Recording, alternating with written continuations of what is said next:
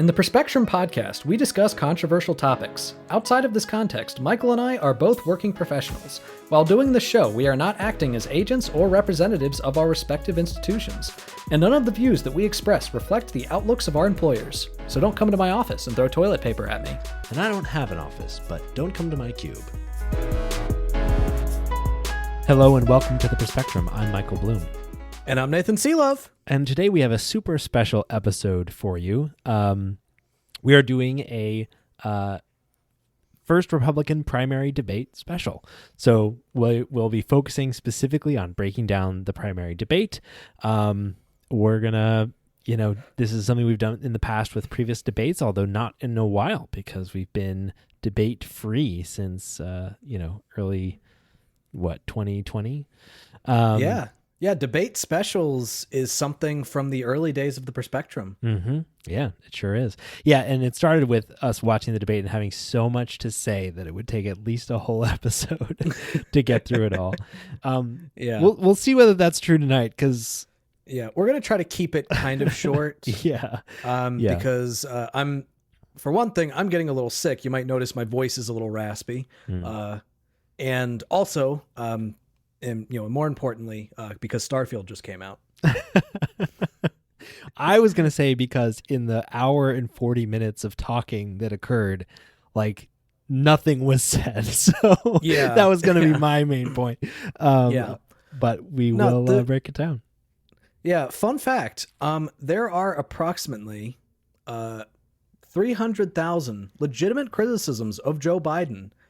And somehow the Republicans on stage managed to spend the entire time criticizing Biden and not mention a single one.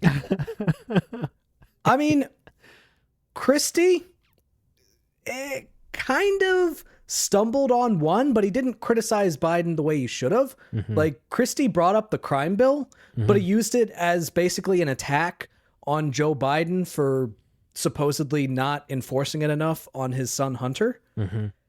So because the criticism was not, hey, you locked up a bunch of brown people, and instead it was, you didn't enforce this enough. Yeah. I'm not going to count it. Yeah. Yeah, they kept missing. It was really funny. One other thing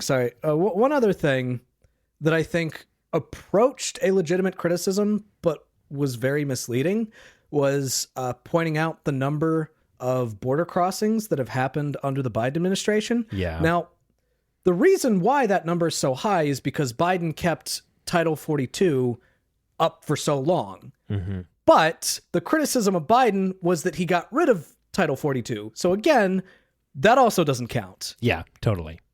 Yes. Okay. So there's a lot going on here. Let's set the stage a little bit to talk about, for people that may not have watched the debate. So overall, we had, this was the first debate ahead of the Republican primary. So these are all Republican candidates for president on stage. We had a bunch of candidates, but one conspicuously absent, which is Donald Trump, who opted not to participate, which I've heard a couple people frustrated that he didn't participate, but ultimately, why would you? He's polling in he's at 50%. He's been at 50% of the polls since mid-April. He doesn't get anything by being on stage debating these people. He's just assuming that he's the presumptive nominee, which is true at this point. See, I disagree a little bit. Because he actually did see a drop in the polls after the debate. According to a Hill article, he dropped 6 points in a post-debate GOP poll. Now, that's 6 points from 50,000, but still, you are seeing it chip away. Except, my thought is that they talked about Trump so little throughout the debate that's probably not due to the debate. And, maybe it's due to the debate, but my bet is that it's due to the Georgia indictment. Happened around the same time. See, I don't think it is because, at this point, with all of the indictments that have already happened, if you're supporting Trump, I don't think you're I was with him when there was 3 indictments, but now that there's 4, beyond the pale. Honestly, I don't buy that. I think that it's because people saw that there were some alternatives, and some of them had things to say that they liked. I will also say, I think it's a real pansy ass move to not be there.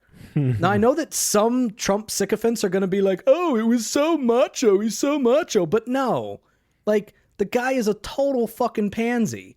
All right. He's seriously like, this is such easy fodder for any political opponent to throw at him that I find it crazy that he didn't take that opportunity. And also, it's Trump.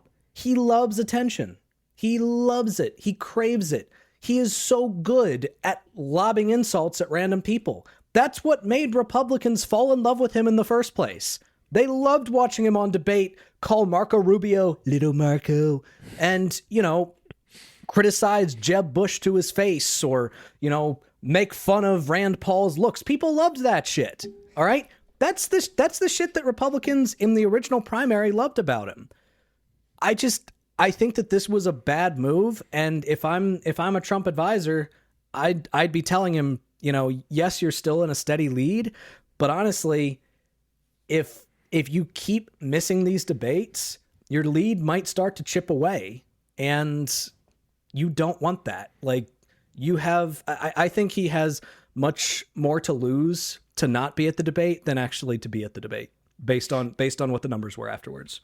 That's interesting. I mean, to be fair, that's a post hoc analysis of how the polls turned out after the debate. But so I think I agree for future debates, perhaps. Like, for the first one, I think there's like so much uncertainty about the candidates and how well they'll perform and what they'll look like and how people will react to them, that like I could see it being a good move to hedge your bets, especially because you're right. I think that it was like it would be a very effective, I think, attack on Trump to like call him out for not attending the debate and being like weak or scared or whatever it is.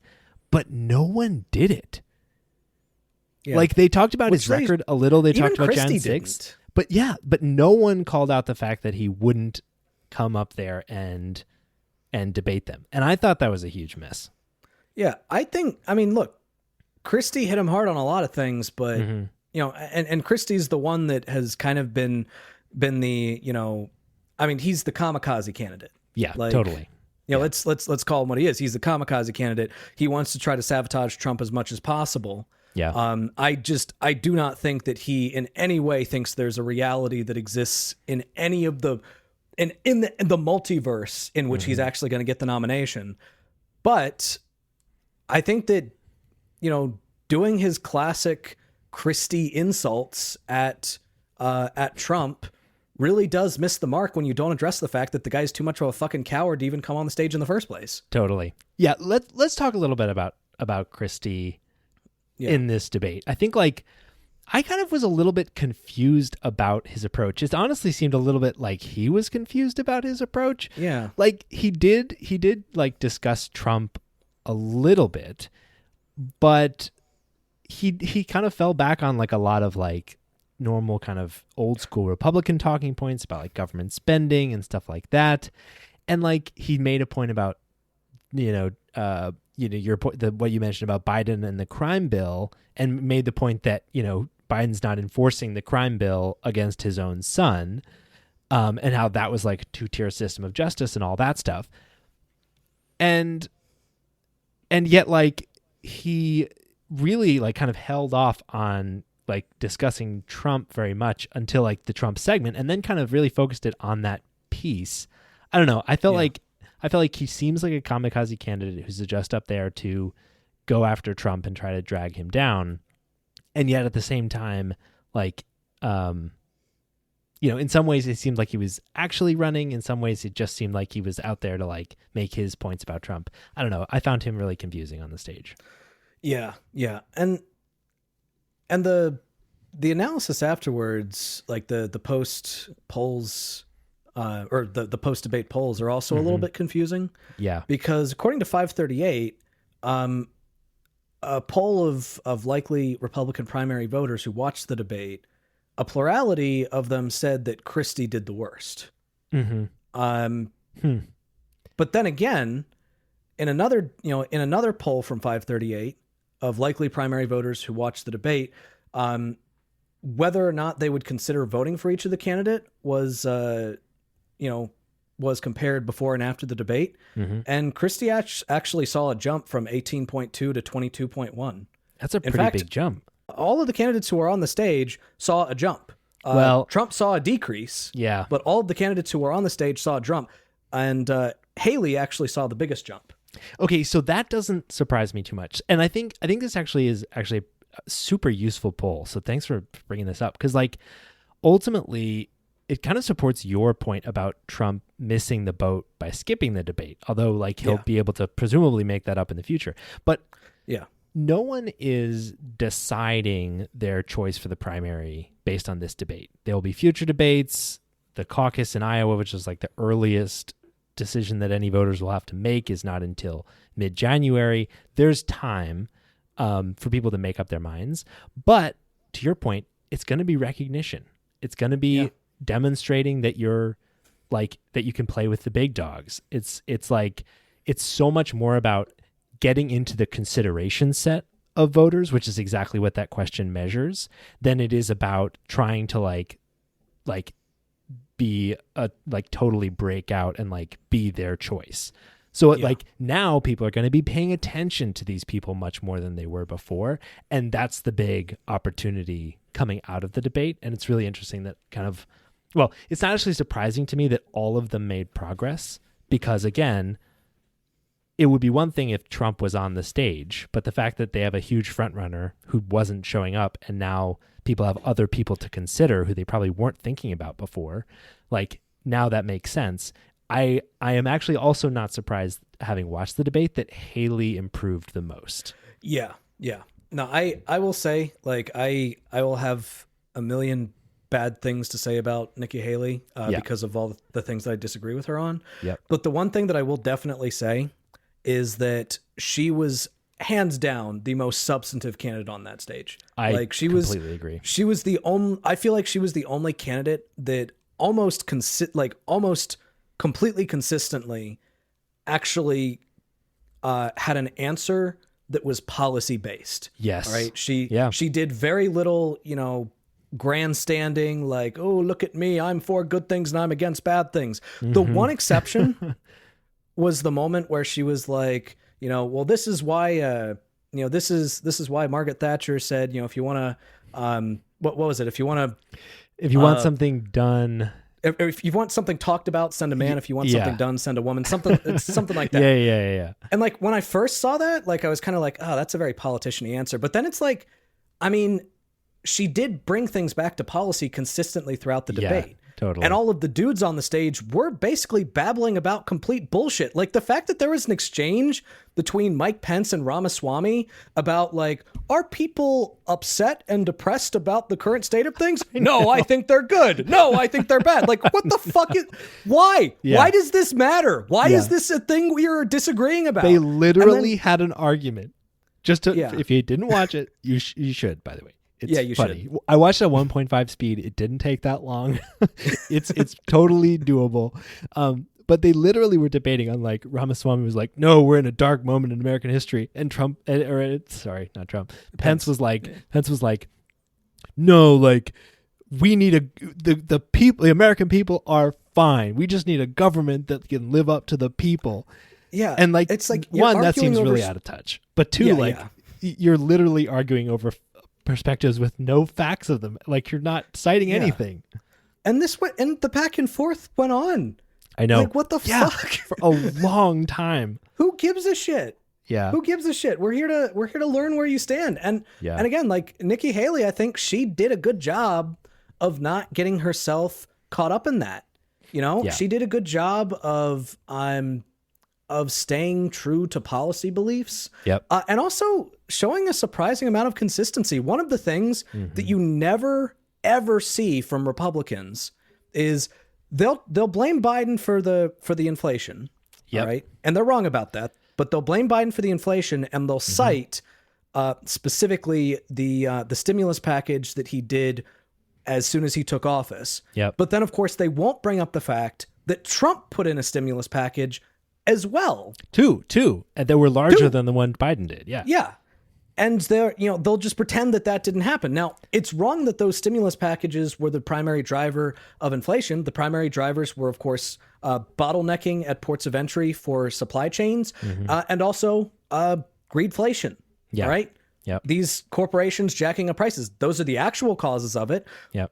So Nikki Haley is wrong, but at least she was consistently wrong. I know. Yeah. I was so surprised that she was like, it's not just about Democrat spending, it's about Republican spending too. And all of these people voted to support those bills. I thought it was a really good point against everyone on the stage, especially because I think it was right before that, Tim Scott made the same disingenuous point that every other Republican has been making on this, which is Trump saved America with spending and COVID, and we did great, and we're really proud of that. And also Biden is causing all of this inflation with his COVID spending. And it's just like, you guys are lying to yourselves and everybody else. And I thought Nikki Haley's answer was really good. She was showing consistency in terms of economic conservatism, and not just criticizing one package because Democrats did it and praising another because Republicans did it. Now, again, I would say that all of those packages were good. It's one of the few things that I give Trump credit for. So I completely disagree with her on that, but at least, at least she's consistently wrong. Yeah, she definitely came across as the grown up in the room. Yeah. And it's one thing if your theory of this debate is that people should be differentiating themselves against Trump. She didn't really do that much. She didn't really talk that much about him. She didn't really go after his record. She tried to make the point that the voters will, quote, tell you that it is time for a new generational conservative leader, which is just not what's bearing out in the polls. It's not, no one believes that. And that was her strongest point about her case for her being president.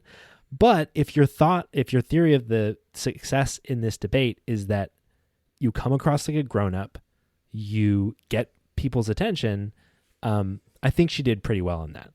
Yeah, I think she did nicely. And what's kind of interesting is the polls, like she saw the biggest jump. So in that poll that I was talking about earlier, about who would consider voting for her, she went from 30.2 to 46.7. She saw the biggest jump. And honestly, I was a little bit surprised by that, because while I was watching the debate, I was thinking, okay, if I'm a Republican and I watch this, I would be thinking, yeah, Nikki Haley did the best, and I would probably be voting for Nikki Haley. Because for me, it's all about policy and substance. Yes. Yeah. And I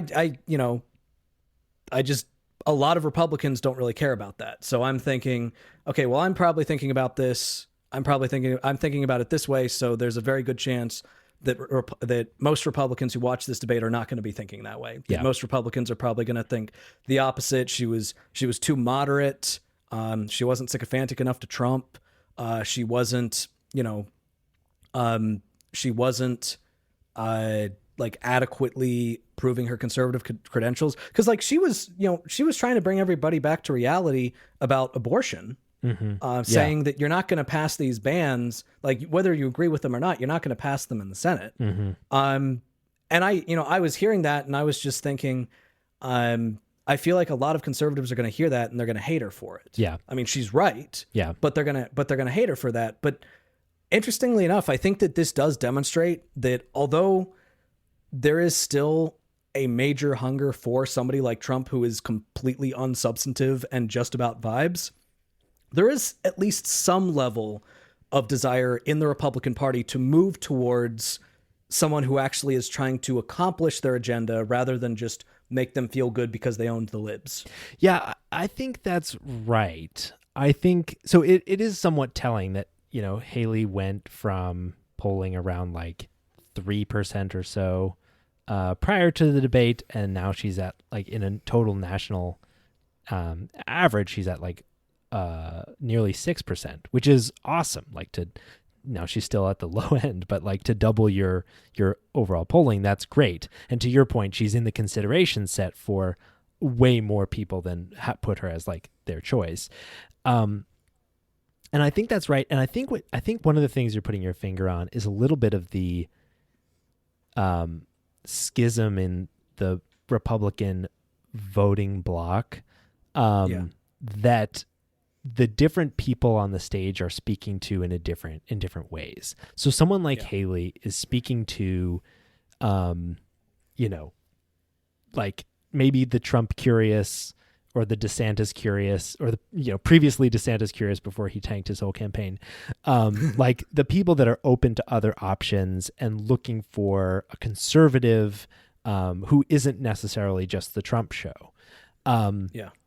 Now, I thought that was interesting to contrast to someone like Ramaswamy, who... Yes, let's talk about Ramaswamy. Yeah, let's get into him. I have my most notes about him, which is interesting because he said so little of substance. To someone like him, who's clearly trying to appeal to a Trump /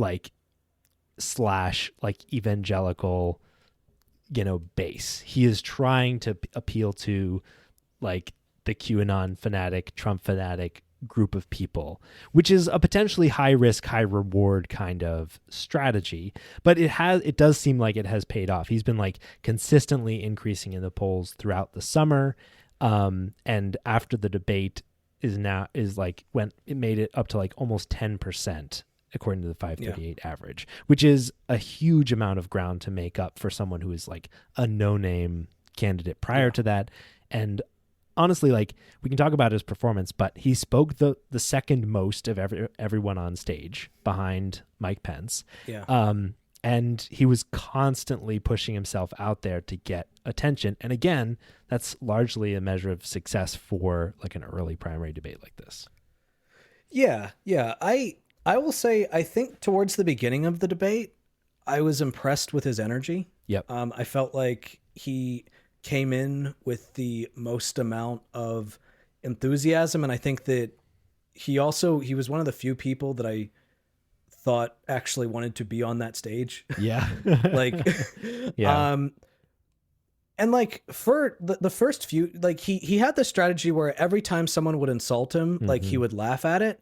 And like the first few times he did it, I was like, oh, that's kind of endearing. And then it just came all across as so fake. Like, again, the first few times it's like, fuck you, I'm just swatting that aside. But I feel like it's almost as if eventually it started getting to him and he had to force it even more to the point where it sounded like a fucking serial killer was laughing. I thought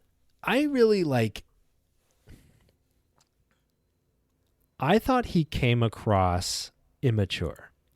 Which is interesting because his whole thing is like trying to come across like not the like new but not green, and like capable but not an insider. And like I feel like between his laughing, he said at one point like, we're gonna have some fun tonight, like and just his like lightheartedness combined with his aggression. I thought he really just came out and his interrupting and his constant like jumping in on things that weren't really referring to him. And like, I thought that overall he came across a bit petulant, a bit like he was throwing a bit of a tantrum on stage and just overall just like not taking it very seriously, which like, again, like that might, like, I feel like that doesn't work if you're a voter that actually cares about the fact that the policies that these people on stage advocate for will like make or break your life. I would say, he definitely did come across as a little bit more immature. I think he came across, I mean, in my mind, he came across better than DeSantis did. Because, polling disagrees with me on this. Okay, I'm willing to acknowledge that, but like, I don't know, DeSantis came across to me as just really flat. Just like his poll numbers. And just like, Ramaswamy came across as like, definitely not flat. But kind of out of control. A little manic. And I think that, I think that if you're the type of person that's looking for an out of control candidate, you already got it in Trump. So why would you? Why would you go for Ramaswamy when you got Trump? I think that if Trump were not in the field, I think Ramaswamy would gain a lot more. But I mean, people don't want the cheap knockoff, you know. Sure. They want Trump. And also, I mean, another thing that I will say, and this is not necessarily my analysis of what I think Republicans think. This was just my impression. Part of me wants to like the fact that he was calling out other people on the stage for being bought and paid for. Yeah. But he used it in contexts to make the most pro-elitist points you could possibly make. That's such a good point. Oh my gosh. Like the part that a lot of people are talking about is the part where he says, you know, I can say this because I'm the only one on this stage who's not bought and paid for, but the climate change agenda is a hoax. Exactly. And it's like, you have to be bought and paid for in order to think that. Yeah. And Or like- you and have like to I- believe the advertising campaigns that they've been doing since the 80s, which means, no, you might not be bought and paid for, but you have just- been tricked. Yeah, you have been tricked. And you know, and look, I would look into what investments does he have personally? Yeah. What are some of the things that he has invested in? You know, Yeah. does he have investments in fossil fuel? Does he have you know, what industries is he personally profiting off of? Yeah. Because either there is, like, for someone like Ramaswamy, who is a financial elite, there's only two reasons why he would say something like that. Number one, it's because he's being bribed to do it. Or number two, it's because he is benefiting in some way from it. Like, the people that buy and pay for politicians are the fossil fuel industries that pay them to lie about science. Like, you know, it's he's right that they're bought and paid for, but, you know, not for the reasons that you think. Yeah. Bro. Yeah, I also thought, like, so I think Ramaswamy's appeal, I think, works much better in long form contexts where he does come across as thoughtful and articulate, and, you know, he can make his arguments. In a debate context, he's more like his website, which if you go, I think we talked about it when we broke down his candidacy. If you go to his website, it's a bunch of bullets that are very aggressive and very short and don't make the argument. And so, like, something like the climate change agenda is a hoax line, which is like something from his website. You can see it everywhere. Which got booed. Yeah, it's difficult to make that argument when the question was, like, the question to the candidates was, like, how can you convince young voters that Republicans will take climate change seriously? And when, and his answer is just, and fuck the environment. We're not. His answer is, Yeah. we're not going to do that. And the moderators even listed a bunch of facts that are like, it's pretty hard to be like, yep, we've had the hottest oceans off the coast of Florida ever. And your response to that is climate change is a hoax. Like, he really did come across like he was a Republican from like 2010 and not one who lives on Earth right now. Yeah. It's like, Ramaswamy, okay, here's what you're supposed to say as a Republican. In fact, exactly what Nikki Haley said. Yeah. You know, as a Republican, what you're supposed to say is climate change is real and people are causing it, but the current solutions that are being proposed by Democrats are inadequate. So we need to propose better solutions. Now, that is a non-substantive answer because the actual Republican policies for fighting against climate change are Well, to be fair, her solution that she talked about for fighting against climate change was make China and India do it.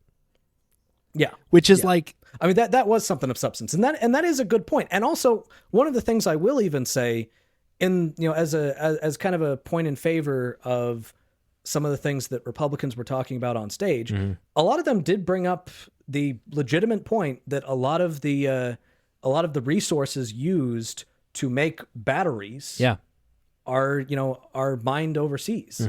A lot of those batteries are created in China. Yeah. And that is a legitimate criticism of the electric car industry. That is, I mean, I think that the solution for that is we need to invest more into it.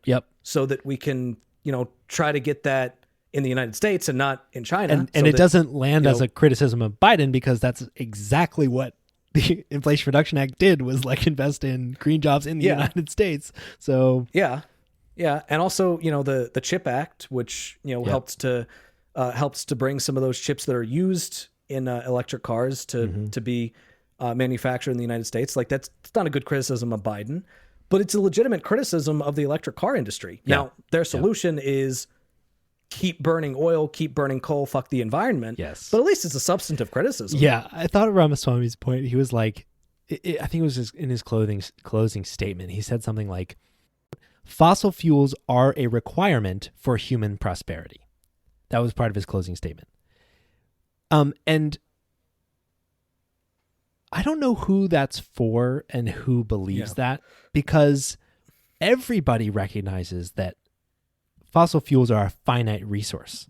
So that's not a particularly compelling vision for the future when you say the key to prosperity in humanity is something that ends eventually. Well, it actually does make sense though, because if we keep burning fossil fuels the way that we are, then the world and civilization will basically be destroyed before we run out of them to begin with. So it's fine. Yeah, that's a great point. The end of the world is the key to human prosperity. So it's, and look, I do give him credit somewhat for talking about nuclear energy as a potential as a potential solution. And he has, I have seen him do interviews in which he's been asked about, environmental stuff. And he's brought up like, hey, what about nuclear energy? Why are progressive activists always down on nuclear energy? And I think that, I think, if you listen to our episode about nuclear energy, kind of breaking it down, we acknowledge the fact that this could actually be a part of the solution. Yeah. It's not the full solution, but it's totally. but it can absolutely be a part of it. It's also frustrating that in the context of we need to mine coal, frack, burn oil, the nuclear energy point is more of a hypothetical. Like, well, if you really think this is a problem, why don't we do nuclear? Because like his first and foremost, his answer is fossil fuels. So I think the last thing I want to say about Ramaswamy, aside, we've kind of subbed up his obnoxiousness. And I think that's disappointing to see him perform so aggressively on stage, I guess. The other thing I wanted to point out is he, despite the policies he named being aggressive, and he was probably the most extreme person on stage from pretty much every policy point he made. He is still leaving out some of the worst parts of his policies. Like his actual substantive policies are worse than the extremist perspectives that he was spouting on stage. Like he was talking about education, and he said, quote, every high school senior should have to pass the same civics test that, frankly, every immigrant, including my mother, had to pass in order to become a citizen of this country. But as we've talked about before, the part that he leaves out in that policy idea is that his actual policy is also that you don't get to vote until you're 25 if you don't pass that civics test. So he's just making a point about education and how we should all be aware of our Constitution and civics, but leaving out the fact that he thinks that should have a actual impact on your ability to vote between 18 and 25. On top of that, he recently came out with a policy proposal that would basically make it so that there is no absentee voting. It's all same day. You have to do it in person. It's all paper ballots, which, okay, fine. And it's a national holiday, which, okay, fine. Like those last two. But basically, no early voting at all. And as I've said plenty of times on this pod, anytime your electoral strategy involves trying to get less people to vote instead of trying to have better policies that appeal to more people, that is fascistic. Of everyone on stage, Ramaswamy is a fascist. Oh yeah. His policy proposals are fascist. His whole thing is American identity, like the sanctity of American military defense at home, like a religious like the religious kind of enforcement, confinement to the nuclear family, like all of these kind of like extremely conservative. What the fuck was that pot shot at single parents? I know the Like, government like paying single fuck? moms to stay at home rather than work or whatever. It's like, okay, let me, or rather let than me, get married. Let me get this. Let me get this straight. Let me get this straight, you son of a bitch. Like, you're saying that, you know, the government should stop supporting single parents in order to try to incentivize them to stay in marriages, potentially with people that, you know, are terrible, that are unhappy marriages, or to potentially force you into marrying somebody who maybe you just had a one-night stand with. You think there should be a libertarian paternalistic approach to trying to get people to stay in marriage that are potentially not happy? Yeah. What the actual fuck? And like, if you are a single parent who has your welfare or your benefits, you know, pulled out from under you by the Ramaswamy administration, right? And then as a result, you have to be shopping around for someone to help support you, right? Think about the fucking power dynamic at play here when you're like, oh, you're now the breadwinner. Like you're I have to stay with you and stay married to be able to afford to live and have a roof over my head and provide for my children. Like that is fucking insane. Yeah, like it's already messed up enough that the Republican point of view when it comes to welfare is usually take it out from under people so that you force them to actually, you know, to get a job that maybe they don't like. Or taking that able to further. Get like there's so many anyway. He's taking that a step further and saying pull it out from under you so that you force yourself into a fucking romantic relationship. Like what the hell, man? Yeah. He is like by far the most extreme candidate I think we've seen in a Republican primary in a long time. And also, can we talk about the fact that it wasn't just him that called for starting a motherfucking war with Mexico? Yeah. What the fuck was... I mean, that was a fucking question from the debate moderators. How is that even on the table? Like this shows you how far the Republican Party has fallen when it comes to the issues of the border. Like there was a time when the idea of building a wall on the southern border was an SNL parody of a Republican border policy. I know. Like, and people universally were like, you know, that was... Tim Scott was like, it's only going to cost $10 billion. That's all we need to finish the wall. And then what? He was like, that'll stop the fentanyl. It's like, no, it won't. People are not running across the border with backpacks full of fentanyl. Yeah. And look, I think the fentanyl thing that's an interesting thing to have a discussion about, and I think that we should do a deep dive into fentanyl how to solve it for sure. Like, yeah, but a wall ain't gonna do shit. Yeah. Are you kidding me? But the thing is, it used to be that it was outside of the Overton window to talk about a wall because, you know, that's comically stupid. Mm-hmm. The idea of building a fucking wall on the southern border is comically stupid. Then Trump comes along, starts talking about it, starts getting people on board with it, even though it will solve nothing. Yeah. And it becomes a mainstream Republican talking point. And now it's the moderate Republican position, and the extreme Republican position is let's start a fucking war with Mexico. Yes. Let's send troops across the border into Mexico. Mm-hmm. Whether the Mexican government consents to it or not, which would effectively start a war with Mexico. You're talking about an invasion. Yep. You're talking about a fucking invasion. Like, now I'm thinking, oh my God, in 4 years, is that going to be the moderate position? Oh my God. Yeah. You know, what's the next extreme position? What is it going to be to fucking nuke Mexico? Mm-hmm. And the moderates are saying, no, let's just send over troops. All right, we'll just send over troops. That'll be the moderate position. Yeah. I'm reasonable. We're going to send over troops to Mexico.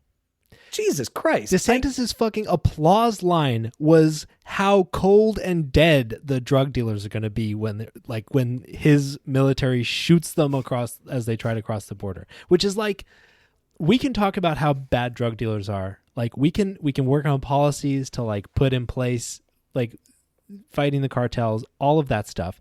We should not be executing extrajudicial killings at the border to and like having applause lines about how much murder we're going to be doing. And also think about how stupid you have to be to think, well, right now, fentanyl is a very dangerous thing in the United States, and we need to protect Americans from the danger of fentanyl.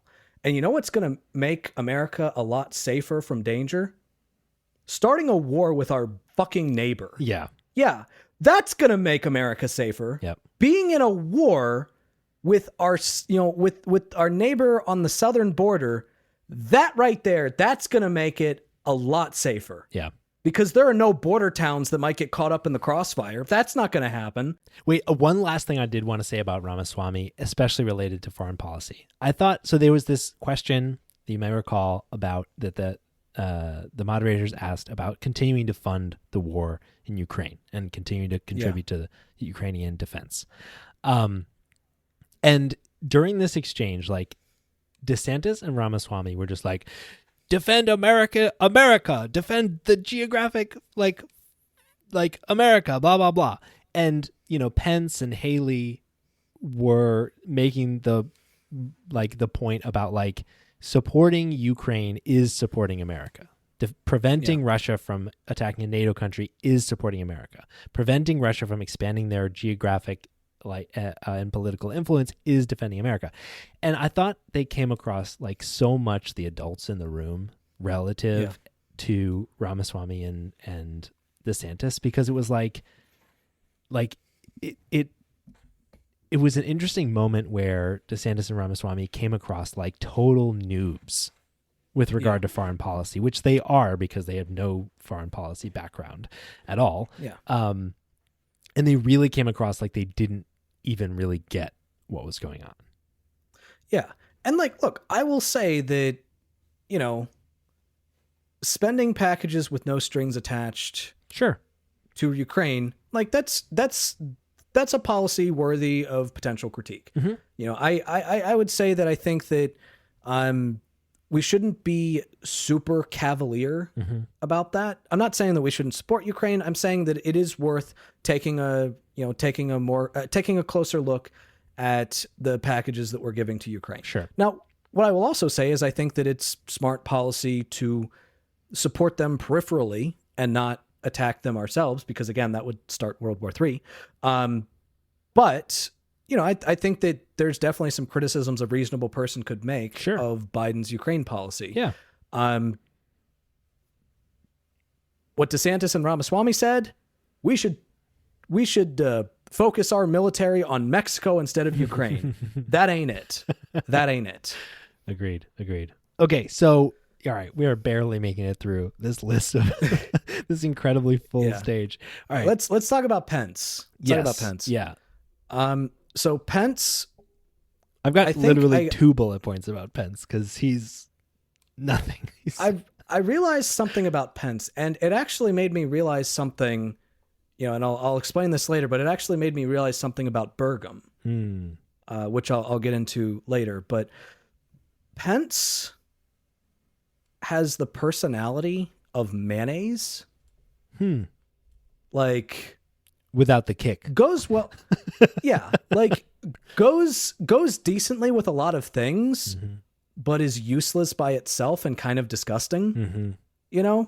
Like it's a good background thing. Like, Sure. Yeah. Like you would never make a sandwich with just mayonnaise. That would be disgusting. But you put mayonnaise on like cheese and ham, and like what I'm saying is that he's the vice president of sandwiches is what you're saying. Exactly. He's like, he is the quintessential vice president of an administration that hogs all of the attention. Like when the president, who's the head of the administration, hogs all of the attention. And I think that that's pretty much why Trump agreed to choose him, because he's so boring and relatively inoffensive. Yeah. But the thing is, when he's by himself, he's just kind of there. Yeah. Yeah. Like, he didn't say anything of substance. It was just talking point after platitude after cliche, after, I'm for good things and against bad things, and I'm for America, and America is good, and I love America, and yay. Like, it was just so stale. I agree. He spoke for the most time. He spoke for 12 and a half minutes of debate time. And yeah, and he didn't say anything. I'm surprised by that because I don't find anything that he said memorable. I agree. Yeah. And he was asked so my couple points about him. He was asked a very specific, pointed question about whether his administration may have played a part in the kind of housing, homelessness, crime crisis that's facing the country right now. And he didn't even say no. He didn't answer the question at all. And this was, I think this is to your point, Nathan, is that he didn't answer any question directly. He just pivoted every question to whatever the talking point was that he wanted to say. So rather than saying no, my administration didn't, we are the toughest on crime ones or anything like that, he just tries to talk about defunding the police and all that and all that stuff, which is silly because that's didn't happen. Yeah. And the violent crime rates are up more in conservative cities than Democratic cities. But all that aside, all of he was just pivots. He would just pivot to whatever talking point it was. And yeah, he didn't say anything of interest the whole time. I was watching at 1.5 speed and he was still talking too slowly. Yeah. And there was one moment where he stops the moderators because they were asking all the candidates about whether Mike Pence made the right decision on January 6th with certifying the vote. And this was a classic, do you just support general democratic principles things? And he was so talking points based and so canned that he literally stops the moderators and it's I have a point to make about this. I'm going to say it, to spend 45 seconds or a minute saying absolutely nothing. Yeah. It was, I was paying rapt attention. I was this is your moment, dude. You took all the spotlight on you to make a point about how, you did the right thing on January 6th. And it was literally God, America, Constitution. I'm so boring. Yeah. It was crazy. Yeah. Speaking of boring, let's talk about Scott. Oh my God. If Mike Pence has the personality of mayonnaise, Tim Scott has the personality of stale mayonnaise. He's at the point where he doesn't even go well with anything. Yeah. He's just man.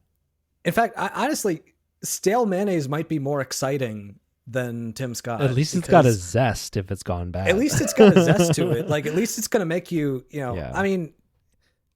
I just, God, talking point after talking point after talking point after just rehearsed talking point with no fucking substance. Mm-hmm. It was just it was Kevin McCarthy's Twitter page, basically. Yeah. It was absurd. It's like he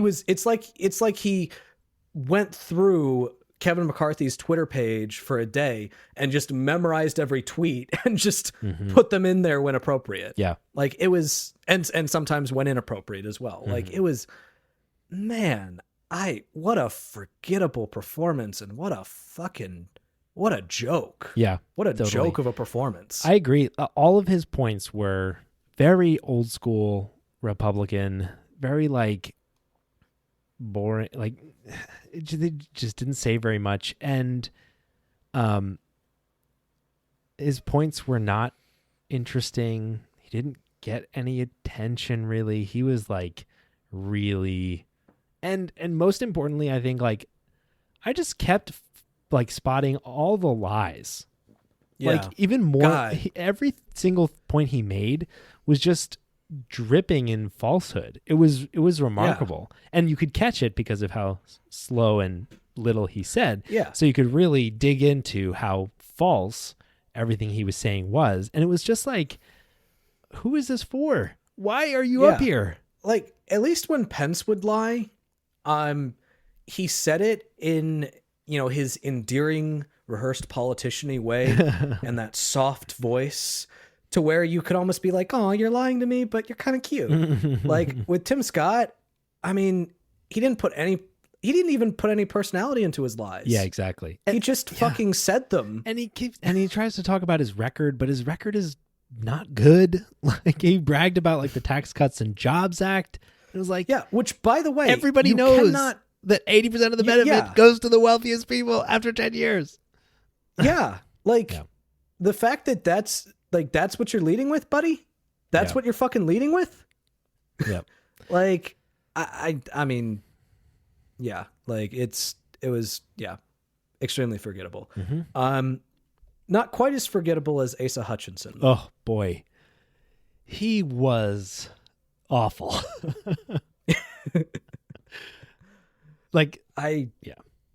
And like not even offensively awful. No. Just like, I mean, and to be fair, because he's a candidate who's at the edge of the stage, he doesn't get as much time to speak. Yeah. He only spoke for like 7 minutes. So it is very possible that maybe we just think he did really badly because, he didn't really get to speak much. But honestly, when he did speak, he wasted he wasted it. Most of the time he just wasted it. Yeah. I agree. You like know? I actually felt really bad for Hutchinson and Burgum because it was like it really felt like they weren't prepared to be there. And it also felt like the moderators were like, well, one thing that's interesting about Burgum is apparently like he had been injured or something and he was on some drug while he was doing the debate. Yeah, that really makes sense. I forget the specifics of it, but like he had hurt himself and he was on some drug, so that's why he was a little loopy. Gotcha. That really reflected in his opening statement. His like intro was absolute gibberish. Yeah. Whereas Hutchinson's, like, they didn't even ask him a question. Like usually they ask questions of the candidates and then the candidates will turn that into an opening statement of some kind. And Hutchinson, they literally just said, and Governor Hutchinson, and then he made his opening statement. That was it. Yeah. He does have the dubious criticism. He was the person that made the first criticism of Trump on the stage. That is true. It took 45 minutes before anybody criticized Trump, and it was so fucking limptic. Like that's the other side of this dubious claim is that he literally said it starts at the top with the respect for our justice system that a former president who's under indictment has undermined by attacking judges. That a former president, like you're not even going to name him, you're not even going to talk about him. It's just like, oh, am I allowed to say this? It was, it was embarrassing. Yeah, it was forgettable. In terms of Burgum, so here is my hot take on Burgum. Okay. And you're going to think that I'm not serious when I first say this, but I'm actually serious, and I'll explain why. Burgum won the debate. And here's why I'm saying that. All right? None of these candidates are ever going to be president. Okay. None of them. Yeah. All right. The person who's going to win the nomination is going to be Trump. All right? I cannot see any reality in which it's not Trump. Even if he does get indicted, he has enough support in the primary for his supporters just to he had enough support on that stage. Yeah. He's going to be the nominee. Yeah. None of these people are running to actually be president. The best any of them could possibly hope to get is vice president. Ramaswamy, too interesting. Yeah. He's not, Ramaswamy probably wants to be vice president. That's why he, is emphatic in his defenses of Trump. But the thing is, Ramaswamy, you're just too interesting. Yeah. All right. You're too charismatic. You're too energetic. Trump's never going to pick you. He sure as hell is never going to pick Pence because he thinks that Pence betrayed him. He's not going to pick Haley because, Haley's actually criticized him. He's not going to pick Meatball Ron because, he hates Ron DeSantis. Yeah, totally. he Scott has been too critical of Trump in order for him to ever pick Scott. Obviously, Christie's been too critical. Obviously, Hutchinson has been too critical. Burgum, on the other hand, he didn't criticize Trump. He didn't say anything super offensive. He's just an old-timey, semi-likable Midwestern governor who is the perfect person to just kind of be there, right? To not really say anything, not really do anything, to just kind of be there.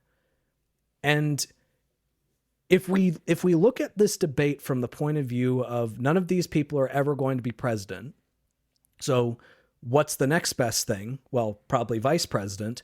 Then I would say that Burgum comes out on top with that. All right. If I'm a Trump advisor, and I know that Trump is never going to pick somebody who might outshine him in any way, or might even approach outshining him, and I know that I want to pick somebody that's relatively inoffensive, that's not going to piss people off, and not only that, but someone from the Midwest to boot, which is what Trump desperately needs in order to win, then I'd be advising Trump, hey, you should pick Burgum. So you're Burgum saying should that be your vice president. by being like the most corpse-like of anyone on the stage. That is exactly what I'm saying. That is exactly what I'm saying. Yeah, I mean, he's the happiest one on the stage because he's high. Like, that's how you win. No, I think that I think that the best any of these people can hope to get is vice president, and the person who's most likely to get vice president is Burgum. I'm not saying he's going to get vice president. I'm saying that of the people on that stage, he's most likely to. Interesting. Wow. So Burgum's the big winner. Yeah, there you go. I realized that we have talked almost not at all about Ron DeSantis, who's currently, at least like second in the polls. Oh yeah, he was up there. He was up there. Honestly, what I have in my notes is what's with his awkward little smile. That's all I got. That's all I really got from that guy. I mean, his advisors told him that he needs to try to be more likable. Yeah, exactly. He's like, you know what people like? Smiles. Here's one. I'm doing this smile, you see? It's like, no, less smiling. Yeah, it's as if they were like, okay, when you finish a point, you have to then smile. And it's exactly what he did. He followed his instructions. I mean, the thing that he kept doing was he kept doing this thing where a question would be asked or there'd be a conversation and be like, hey, this is all a useless conversation. We need to be talking about the important things. And then he would talk about some culture war garbage. Yes, totally. He is a complete one-trick pony. He literally turned a question about climate change into a point about corporate media and how biased they are in their purporting. Which, by the way, every single person on that stage was praising him for that because he saved them from having to answer a really awkward question. Yeah. So I guarantee you that every single person on that stage was thinking, oh, thank God, I don't have to actually answer that. Except Ramaswamy, who was dumb enough to actually answer. You're like, oh, rake, I'll step on that. Yeah. I just thought it was crazy. He was, your point is exactly right. He was like, shut up, stop talking about these policies. We have to talk about what really matters. Getting trans kids out of our schools and like, la, la, la, la, la. Getting rid of the Department of Education. Can we talk about how fucking crazy it is that there were multiple people advocating for getting rid of the Pence was department? talking about it. Yeah. Pence, the supposed moderate, who is definitely not a moderate, was talking about getting rid of the Department of Education. Like, what did they ever do to you? Like, and abolishing teachers' unions, like, they are gunning for American schools. They just want to destroy them. Yeah. Like, considering how fucking horrible conditions are for teachers in America, you're really going to go after the fucking teachers union? Like, they have the perfect solution, Nathan. They're going to be tough on crime, so our jails will be full of people. And you know what schools need for teaching kids? People. So we can force them for 13 cents an hour. We can force the prisoners to teach the kids. That's perfect. That's a great idea. And they have to say only the things you let them say. But it's not a violation of their civil rights, right? Because they're criminals already. So that's the big plan. You know what? I think that you're giving them too much credit, because that might actually work. Okay, so closing Like, thoughts. that's a smarter plan than any of them came up with. About the Closing debate? thoughts. So, like I said, I think in terms of actually getting something out of this, ultimately, I think Burgum's the most likely to actually get something out of it in terms of maybe being vice president. If we're talking about in terms of likelihood of potentially winning, I would say that Haley improved those chances the most. Mm-hmm. DeSantis didn't fuck them up terribly. Yeah, which is really Ramaswamy, which is definitely a win for him. Ramaswamy, as bad as he came across to a lot of people, he did give himself some name recognition. Yeah, and he's the which I think chaos is- candidate. And Yeah, then he's the the Trump most- base which loves the yeah. chaos candidate. Yeah. Yeah, so I think that he benefited from it somewhat. I think that DeSantis did. I think that Haley did. I think Christie, again, you gotta judge these people based on what they're there to do. He wasn't there to actually try to win the debate. He was there to try to kamikaze Trump, and I don't think that he did that well enough. Yeah. Like, I think that he missed some really good opportunities to lambaste Trump. And yeah, he missed him. Yeah. Scott's a huge loser. Yeah. Hutchinson is a huge loser. Mm-hmm. That's my take. Yeah. What about you? Yeah, I think you're overall. I think you're totally right. I think Haley came across as the policy person, the adult in the room, which was, like, I guess good to see. Although, like, that's definitely appealing to me, and I don't know Yeah. how much of the Republican base. Ultimately, I think, like, Vivek's coverage afterwards has been super positive. Like, the whole story of the debate was that he ran the show. I didn't really see that, but I think his name recognition and name ID is definitely, like, improved a lot. And I think the best thing DeSantis could have hoped for was not getting totally dragged through the mud, which I think he did effectively. But I think it's just a matter of time before his campaign just totally runs out of gas. I would not be surprised if, like, Haley and Vivek gained some momentum over the next few months. Ultimately, though, like, I don't know exactly what everybody gets out of this in the near term. In terms of, like, long-term political prospects, I think Vivek is the youngest, the wealthiest, the person most likely to come back around. I agree with that. In, like, 2028 or something like that. And the person that on that stage, like, makes me, honestly most nervous from a policy perspective. So thank you for tuning in for this very special episode of The Perspectrum. And now we'll end our episode as we usually do with our highlights. So Nathan, what's your highlight this week? Well, Michael, you know what my highlight is. Starfield. Starfield. It finally, early access started last night. I finally got to play it. Mm-hmm. How is it? And there's definitely some things I need to get a feel for, because like it's a Bethesda game. There's a lot of crafting. There's a lot of there's even more elements in this than there has been in any Bethesda Game Studios game ever. So like it's definitely one that I'm gonna have to get a feel for. Mm-hmm. But my first impressions are like, it's fucking awesome. Like, it's Nice. I am so excited about it. Sweet. That's awesome. Yep. What about you, Mike? What's your highlight? I think so. I've been, like, working towards a big meeting at work for the last couple of weeks, and that happened yesterday. And it went overall pretty well. And honestly, that's as much as I was hoping for. So I think that's my highlight. Nice. Well, cool. And now we'll thank all the people that make this show possible. So thank you to Jerry DeViller, Fade Out Scoop, Kyle Chaska, Taylor Bloom, and Tobias Janssen for being patrons and supporting the show. And if you want to be a patron, you can go to patreon.com/theperspectrum and throw us a couple bucks and help keep us in business.